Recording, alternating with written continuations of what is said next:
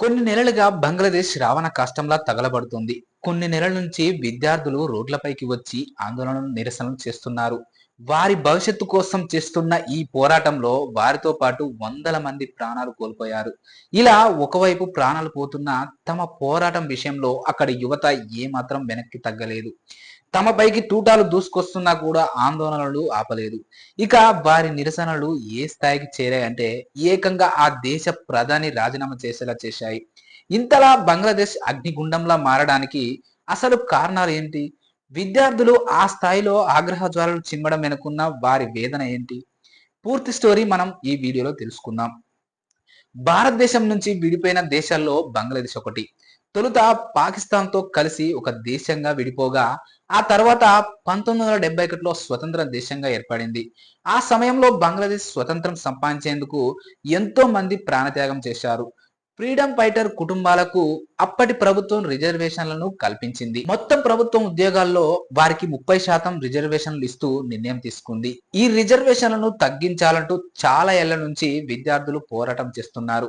ఈ క్రమంలోనే మధ్యలో కొన్నాళ్ల పాటు ఆ రిజర్వేషన్లను పక్కన పెట్టారు.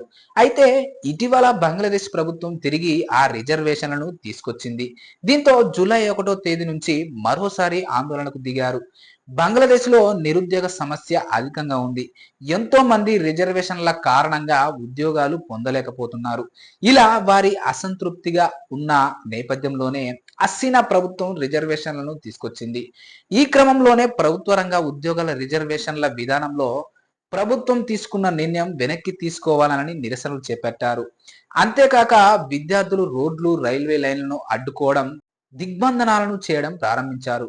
ఈ నిర్ణయం హసీనా పాలక అవామీ లీగ్ విధేయులకు అనుకూలంగా ఉందని నిరసనకారులు పేర్కొన్నారు. ఆ తర్వాత జూలై 16వ తేదీన ఢాకాలో నిరసనకారులు ప్రభుత్వ అనుకూల మద్దతుదారుల మధ్య ఘర్షణ జరిగింది. ఈ అల్లర్లో ఏకంగా 6గురు మరణించారు. రిజర్వేషన్ల ఆందోళనలో తొలిసారి హింస చెలరేగి ప్రాణ నష్టం జరిగింది. ఈ క్రమంలోనే ఆందోళనను నివారించేందుకు ప్రధాని హసీనా చేసిన విజ్ఞప్తిని విద్యార్థులు తిరస్కరించారు. ఇదే సమయంలో ప్రభుత్వ భవనాలతో పాటు బంగ్లాదేశ్ టెలివిజన్ ప్రధాన కార్యాలయాన్ని తగలబెట్టుకున్నారు. ఆందోళనకారులను అదుపులోకి తెచ్చేందుకు, అరికట్టేందుకు ప్రభుత్వం ఇంటర్నెట్ బ్లాక్అవుట్ విధించింది. కర్ఫ్యూ, సైనికులు మోహరింపు ఉన్నప్పటికీ ఘర్షణలు చోటు చేసుకుని దాదాపు 80 మందికి పైగా మరణించారు. అంతేకాక వందల మంది గాయపడ్డారు. ఇదే సమయంలో జూలై 21వ తేదీన బంగ్లాదేశ్ సుప్రీం కోర్టు ప్రభుత్వ ఉద్యోగాల విషయంలో హసీనా ప్రభుత్వం తీసుకున్న నిర్ణయానికి వ్యతిరేకంగా తీర్పునిచ్చింది. దీంతో అప్పటి వరకు ఆందోళనలు చేస్తున్న విద్యార్థులు, నిరసనకారులు కాస్త శాంతించారు. కానీ ఈ కోర్టు తీర్పు ఆ దేశంలో ఎంతో కాలం శాంతిని నిలబెట్టలేకపోయింది. నిరుద్యోగ సమస్యతో అప్పటికి యువతలో అసహనం పెరిగిపోయి ఉండడంతో మళ్ళీ తక్కువ సమయంలోనే అనగా ఆగస్టు 4వ తేదీన మరోసారి ఆందోళనలు మొదలయ్యాయి. ఈ సమయంలో విద్యార్థులను అడ్డుకునేందుకు ప్రభుత్వం మద్దతుదారులు రోడ్లపైకి వచ్చారు. ఈ నేపథ్యంలో 3 రోజుల పాటు జరిగిన అల్లర్లలో దాదాపు 110 మందికి పైగా మరణించారు. మొత్తంగా జూలై 16న ప్రారంభమైన ఈ హింసాకాండలో 300 మందికి పైగా మరణించగా వందలాది మంది గాయపడ్డారు. ఈ క్రమంలోనే రిజర్వేషన్ల విషయంలో జరుగుతున్న నిరసనల కారణంగా శాంతి భద్రతలు అదుపు తప్పడంతో వెంటనే పదవి నుంచి తప్పుకోవాలని షేక్ హసీనాకు బంగ్లా సైన్యం హెచ్చరించింది.